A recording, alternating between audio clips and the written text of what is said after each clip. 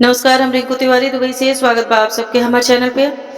आज आप सबके बहुत ही सुंदर एगो छठ गीत सुनाओ तनी। अच्छा लगे तो लाइक और कमेंट जरूर करी लोगिन। और अगर चैनल पे नया बनी तो चैनल के सब्सक्राइब कर ली कि जब भी हम गाना अपलोड करी तो सबसे पहले नोटिफिकेशन आप सबके मिले।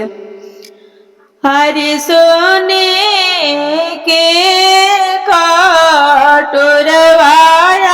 दीत के आमा दूधवा लिहले खाड़।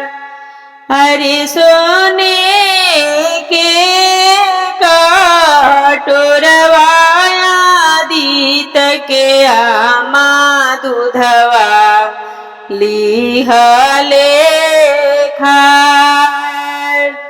हरे पीला बाबू कटोरवाना दूधवा जाइब बड़ी दूर। हरे पीला बाबू कटोरवाना दूधवा जाइब बड़ी दूर। हरे तीना दिन के भूखल तिवैया जो हत होई है बाट। हरे तीना दिन के भूखल तिवैया जो हत होई है बाट। हरे नहीं पियब या होए आमा कटोरवा भरी दूध। हरे नहीं पियब या होए आमा कटोरवा भरी दूध।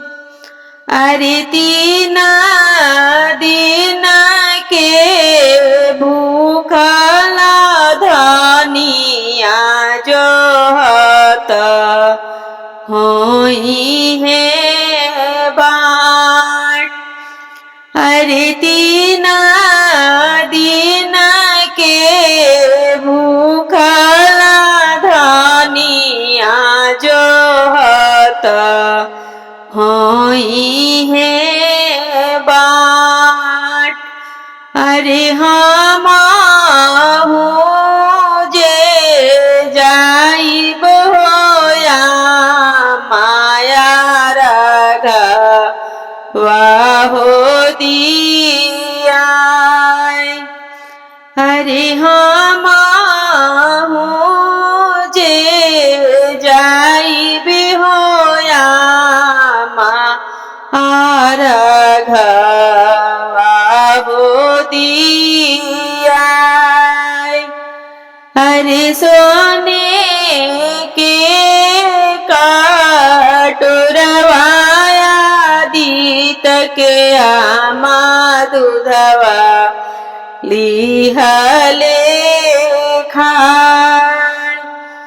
हरे सोने के काटोरवाया दीत के आमा दूधवा लिहले खाड़।